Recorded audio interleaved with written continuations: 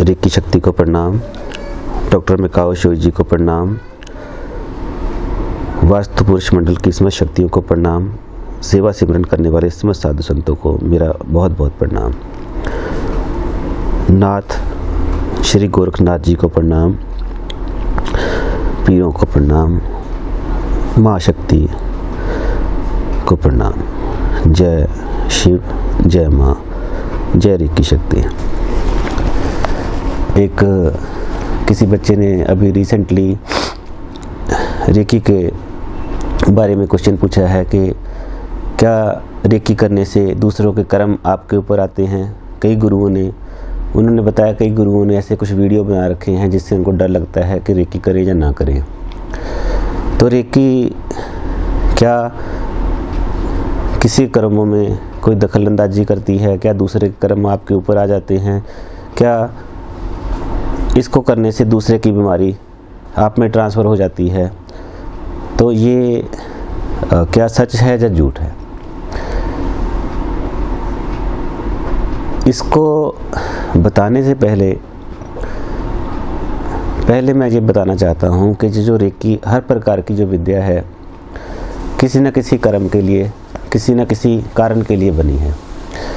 जैसे मान लीजिए किसी का कोई ऑपरेशन हो गया, कोई एक्सीडेंट हो गया, तो एक्सीडेंट होने के बाद अब डॉक्टर का फ़र्ज है कि उसकी सर्जरी करना, सर्जरी करके उसको ठीक करना। वो ये नहीं देखेगा कि इसकी सर्जरी नहीं करनी, कि इसके गुनाह गलत हैं, इसने ऐसे गुनाह किए हैं, इसलिए शराब पी के गाड़ी चलाई थी। वो ये नहीं देखेगा कि उसने गलती करी थी, वो एकदम से इलाज करेगा। तो ऐसे ही कोई लीवर का पेशेंट है, कोई हार्ट का पेशेंट है, किसी को बीपी की दिक्कत हो गई, किसी को आँखों की दिक्कत हो गई, तो वो डॉक्टर जो होता है वो कभी ये नहीं कहेगा कि मैंने आँखों का इलाज नहीं करना, मैंने हार्ट का इलाज नहीं करना, मैंने थायराइड का इलाज नहीं करना। वो कभी ये नहीं कहेगा कि मैंने इसका इलाज नहीं करना। वो अपनी ड्यूटी करेगा। इसी तरीके से जो रेकी विद्या बनी है ये किसी कर्मों को नहीं देखती। किसी ने क्या कर्म किए हैं, हमारा फ़र्ज है। जैसे साधु संत भी कहते हैं कि जो इंसान का जन्म हुआ है वो जन कल्याण के लिए हुआ है। पहले सीखो और फिर उस विद्या के ज़रिए अगर किसी का कल्याण हो सके तो वो करो। तो जो रेकी विद्या है इससे किसी प्रकार का कोई कर्मा के साथ लेन देन नहीं है।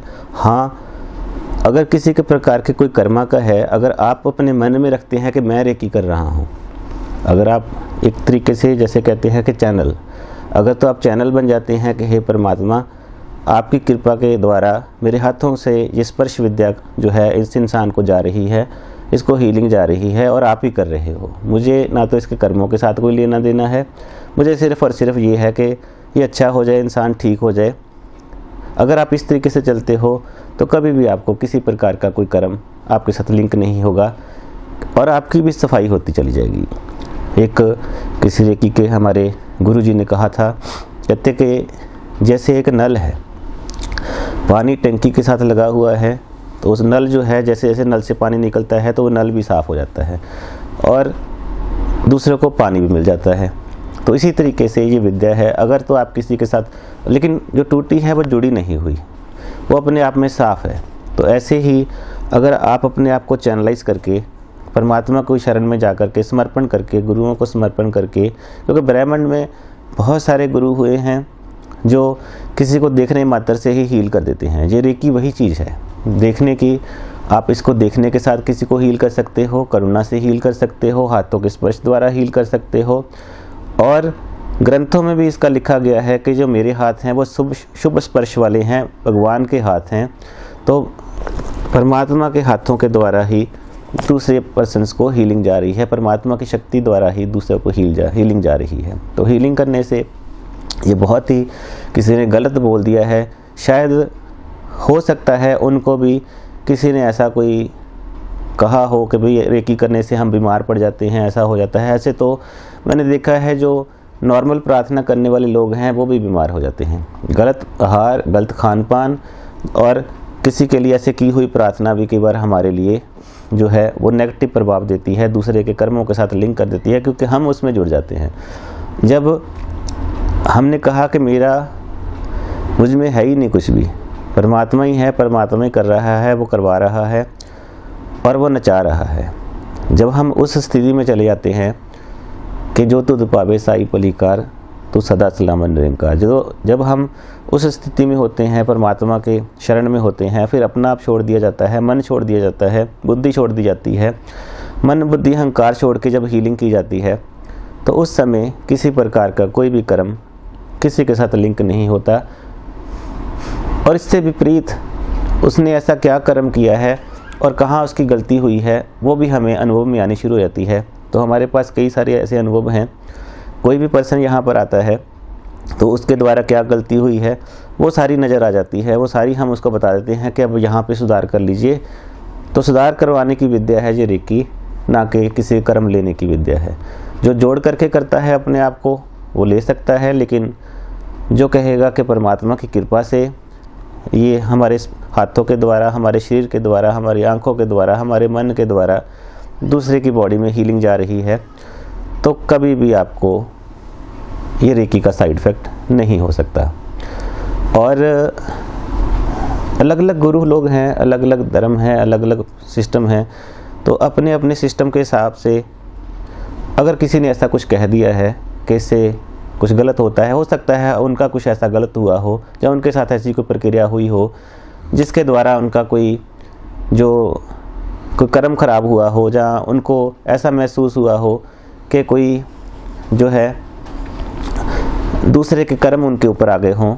ऐसा हो सकता है किसी एक दो पर्सन्स का अनुभव हो या किसी के साथ आ गया हो, लेकिन सुना करके अगर कोई बोलता है कि इसका साइड इफ़ेक्ट है, इसका कोई कर्मों के साथ लेना देना है, तो फिर ये गलत है। तो इसको अगर कोई ऐसा कहता है वो आप मेरे साथ मिल सकते हैं और मैं उनको समझा सकता हूँ कि कहाँ पे ऐसी कोई गलती हुई हो किसी के साथ जो किसी कर्म ले लिए गए। तो मेरे पास बहुत सारे लोग हैं जो कर्मों के साथ कहते हैं कि हमें भी दूसरों का दुख आता है, हम लोग ठीक हो जाते हैं लेकिन हम बीमार पड़ जाते हैं। तो कहीं ना कहीं आपकी विद्या में गलती है, आपके करने में कोई गलती है, वो आपको गलती का सुधार करना पड़ेगा। उसके लिए आप मिल सकते हैं, चंडीगढ़ में हमारा एड्रेस है, फ़ोन पे भी बात कर सकते हैं। तो वहाँ पे जहाँ पे भी गलती हो रही है हम उसका सुधार करवा सकते हैं। रेकी कभी भी आपको हार्म नहीं करेगी, साइड इफ़ेक्ट नहीं देगी। ये एक शुद्ध पवित्र विद्या है। रेकी शब्द तो वैसे जापानीज़ है, जापानीज़ भाषा का शब्द है, लेकिन ये हमारे प्राचीन गुरुओं के द्वारा ये ग्रंथों में वर्णित है। शिव शंकर जी द्वारा, समस्त गुरुओं द्वारा, बड़े बड़े महापुरुषों द्वारा, नाथों के द्वारा, हर संतों के द्वारा ये एक करुणा की विद्या है जो आशीर्वाद रूप में हील करती है, ब्लेसिंग के रूप में हील करती है। ये नहीं देखती कि किसी ने क्या किया। अब दुर्गा माता थोड़ी देखती है कि आपने गलत क्या किया, सूरज थोड़ी देखता है कि भाई मैंने चोर को रोशनी नहीं देनी, ठीक है, साधु को ही रोशनी देनी है, वो नहीं देखता कर्म, वो दे रहा है, दाता है। तो ऐसे रेकी एक दाता है, देने वाली विद्या है। पवन नहीं देखती, हवा नहीं देखती कि मैंने इस चींटियों को हवा नहीं देनी, ये चोरों को हवा नहीं देनी, गलत कामों वालों को हवा नहीं देनी, उनको ऑक्सीजन नहीं देनी, वो नहीं देखती। वो देने वाले जो दाते हैं वो कभी नहीं देखते किसने क्या कर्म किए हैं। हाँ, अगर आप इसको ब्लेसिंग के तौर पे, गुरुओं की कृपा के तौर पे इसको हीलिंग्स को बेचते हैं, देते हैं, लेकिन मैंपन नहीं, तो जितने मर्जी लोगों को आप हील कर सकते हैं, हज़ारों करोड़ों लोगों को हील कर सकते हैं। गुरु लोग अभी भी कर रहे हैं। जो आशीर्वाद मिलता है गुरुओं का, वो ऐसे वो हीलिंग जो मिलती है वो ब्लेसिंग की फॉर्म में, वो आपके ऊपर है, आपने कितना पानी लेना है, कितनी ऊर्जा लेनी है, उसके ऊपर डिपेंड करता है। तो ऐसे भी डिपेंड करता है, ये नहीं रुकती, ये सदा चल रही है, सदा से है और सदा रहेगी। जो हीलिंग की विद्या है, जो रेकी विद्या, इसको रेकी नाम दे दिया, इसको करुणा भी बोल सकते हैं, इसको बहुत सारे नाम दिए गए हैं। अभी मैं नाम नहीं लूँगा क्योंकि फिर दूसरे आ जाएंगे कि भी हमारा नाम ले दिया, कि भी हम लोग जो प्रोसेस यूज़ करते हैं। तो ये ऑटोमेटिक है। अब जैसे मान लीजिए आपका शरीर में कोई पेन है, पेन होने के बाद आपको थोड़ा सा रिलैक्स होने के लिए नींद चाहिए। आप सो गए, सोने के बाद जब दोबारा उठे तो शरीर रिलैक्स हो जाता है, वो पेन ख़त्म हो जाती है। तो कुदरत ने अपने आप ही ऑटो हीलिंग करके उसको हील कर दिया। उसने नहीं देखा कि आपने आज कौन सा कर्म किया है ऐसा जिसके कारण आपको पेन आई है। उसने ये नहीं कहा कि भाई मैं आपकी पेन जाने नहीं दूंगी, आपको सज़ा दूंगी। ये कुदरती कृपा है, कृपा कभी सज़ा नहीं देती, ये हमेशा कृपा ही करती है। तो रेकी हीलिंग कृपा का विज्ञान है। तो ये जिसने भी कहा है, जिसने भी क्वेश्चन पूछा है, वो अपने मन से निकाल दे कि इसके द्वारा किसी कर्म आपके ऊपर आ जाएंगे, ऐसा कुछ नहीं है।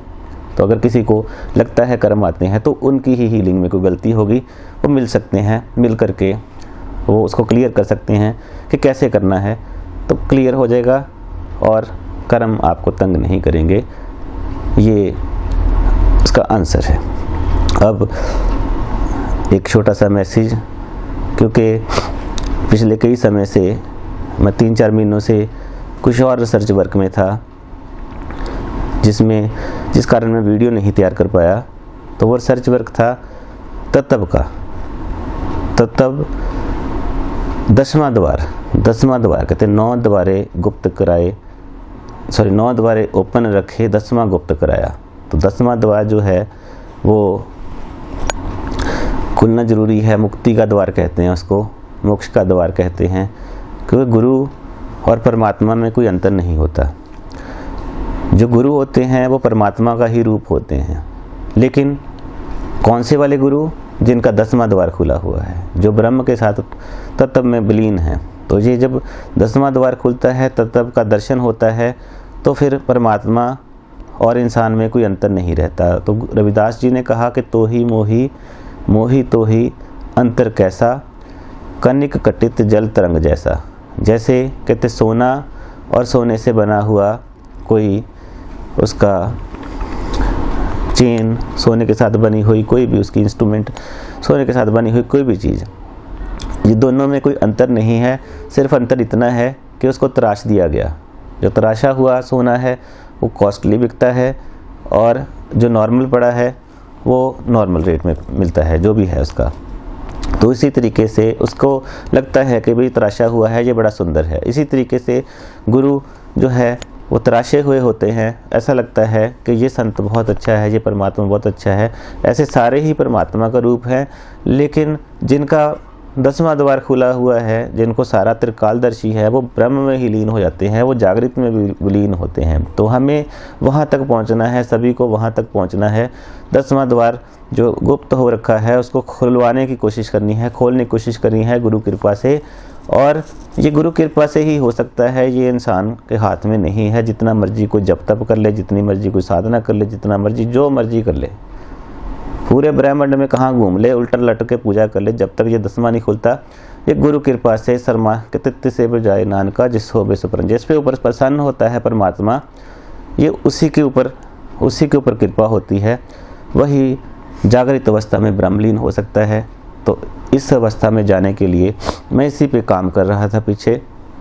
तो सभी को मैं यही कहना चाहूँगा कि जो मनुष्य जन्म है वो बहुत दुर्लभ है, ये बहुत मुश्किल से मिलता है। अगर मिल भी गया तो इसमें जो कमियां हैं, इसमें जो ठीक करने वाली चीज़ें हैं, वो अभी के अभी इसको ठीक करना पड़ेगा। समय निकलता जा रहा है, पता नहीं कि कब किसी की चिट्ठी आ जाएगी। हो सकता है किसी की आज आ जाए, किसी की कल आ जाए, किसी की 10 साल बाद आए, किसी की 50 साल बाद आए, ये नहीं पता। तो आ गई तो फिर गया काम से। तो जन्म मरण जो है वो बार बार ना लिया जाए, तो उसके लिए इसकी प्रैक्टिस करनी चाहिए। मोक्ष की प्रार्थना करनी चाहिए कि मोक्ष मिले और 10वां द्वार खुले। 10वां द्वार जब खुल गया तो परमात्मा में विलीनता हो जाती है, वो जागृत में विलीनता हो जाती है। भूत भविष्य वर्तमान तीनों लोगों का ज्ञान हो जाता है। ब्रह्मांड में कोई भी चीज़ जो है वो अज्ञात नहीं रहती। तो गुरु और सतगुरु, गुरु और सतगुरु, ये 2 गुरु रहे हैं, अभी भी हैं, आगे भी होंगे। तो गुरु जो है वो मार्ग देता है, वो आपको दुनियावी विज्ञान दे सकता है कि हीलिंग कैसे करनी है, वास्तु कैसे करना है, खाना कैसे खाना है, नेचुरोपैथी कैसे करनी है, कौन सी क्या क्या है। और गुरु जो है वेदों के ज्ञाता, वेद सिखा सकते हैं, को गीता, कुरान, गुरु ग्रंथ सारा कुछ आपको पढ़ा सकते हैं, सभी चीज़ों का ज्ञान दे सकते हैं, लेकिन परमात्मा 10वां द्वार नहीं खोल सकते। तो वो सतगुरु की कृपा से ही, सतगुरुओं की कृपा से होता है। सतपुरुष जिन जान्या सतगुरु तिसका नाम। जिसकी आँख खुली हुई है वही आपकी आँख खोल सकता है। तो ऐसे संतों की प्रार्थना करनी चाहिए कि हे माँ शक्ति, हे शिव, कृपा करो, ऐसे संतों से मिलाओ, ऐसे जो कोई ऐसा जो कहते जो जानने वाला है, जो मुझे जनवा दे, ऐसे संतों से मेरी जो जानकारी करवाओ, उनसे मिलवाओ, उनकी शरण में ले जाओ। आप खुद ही ले जाओ। मुझे नहीं पता वो कहाँ रहते हैं, मुझे नहीं पता कि किसका कौन कैसा है, मुझे नहीं पता। तो मैं आपकी शरण में हूँ, आप खुद ही अब लेके जाओ। जैसे हमने अभी कहा कि तिसे बजाए नानका जिस हो बेसो प्रसन्न। तो जिस पे प्रसन्न होती है माता और परमात्मा प्रसन्न हो जाता है, उसको ऐसा संत मिल जाता है जो त्रिकालदर्शी है, खुली आंख वाला है, 10वें द्वार जिसका खुला हुआ है। तो ऐसा संत उसका भी खोल देता है जो उसकी शरण में जाता है। तो संत लोग पहले टेस्ट भी लेते हैं। तो अब टेस्ट लेने के लिए, अब देखो फेल ही होना है वो तो पता ही है, क्योंकि टेस्ट देने वाला है ही कोई नहीं यहाँ पे। तो फेल होने से अच्छा पहले प्रार्थना कर दो, ओ माता कृपा करना, अब आपकी शरण में हूँ, टेस्ट टूस्ट मुझे देना नहीं आता, अब टेस्ट भी आप ही दिलवा लेना, आप ही पास करा लेना, आप ही की शरण में हूँ। पाठ मुझे करना नहीं आता, आप ही करवा लेना।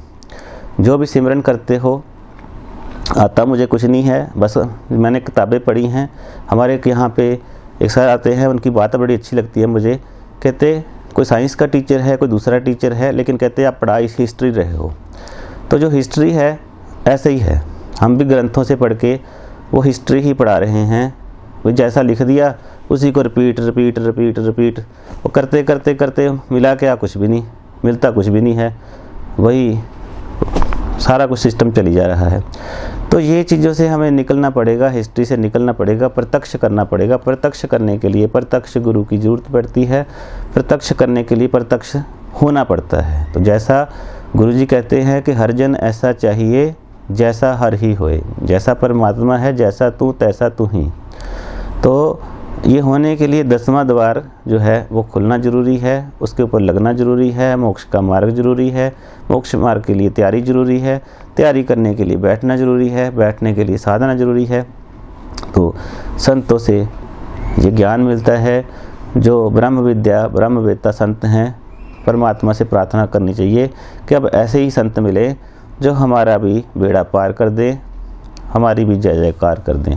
तो ऐसे सभी से आपसे प्रार्थना है कि आप जो भी मेरे रेकी स्टूडेंट हैं या कोई और भी वीडियो देख रहे हैं, उनसे भी यही है कि वापस मुड़िए, वापस आ जाइए। ये 84 लाख का चक्कर है। अब 84 लाख में चलो ना भी पड़े, कोई संत की कृपा हो जाए, दोबारा इंसान बन जाओ। फंसे तो हुए हो, 10वां द्वार तो खुला नहीं, फिर फंस गए, फिर फंस गए, फिर फंस गए।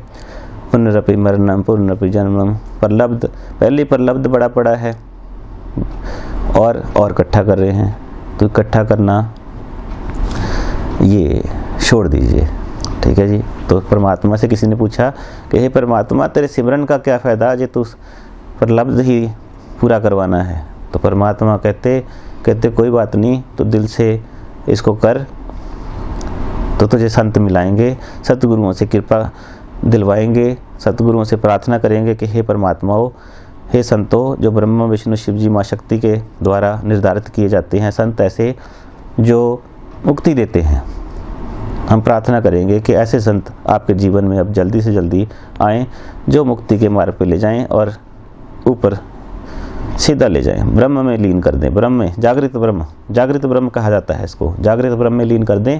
आंखें खुली में भी वही सेम चीज़, बंद में भी सेम चीज़। आंखें देख रही हैं, हर चीज़ देख रही हैं, हर जगह पे नज़र है उसकी, परमात्मा की हर जगह पे नज़र है। आप इस तरीके से होना है। तो जिस दिन ये हो गया फिर कृपा हो गई। तो इस पे जो चल रहे हैं उनको और मार्ग मिले अच्छा, और जो नहीं चल रहे तो वो वापस आ जाएं तो बहुत अच्छा। सिमरन को बढ़ाइए, आने वाले समय का कुछ नहीं पता कि किस तरीके का आने वाला है। प्रेयर कर रहे हैं हम लोग कि ज़्यादा आपदा ना आए, लेकिन कुदरत ने हमें दिखा दिया है कि बहुत सारी आपदाएं पहले आई हुई हैं, अब आने वाली हैं और आने वाली हैं, तो फिर भी हम प्रेयर कर रहे हैं कि ना आए, क्योंकि गुरु लोग हमेशा ये नहीं देखते कर्म कुर्म किसी के, ये तो करुणा के सागर हैं। तो अभी के लिए इतना ही। बहुत सारी ब्लेसिंग, बहुत सारा आशीर्वाद। प्रणाम प्रणाम प्रणाम।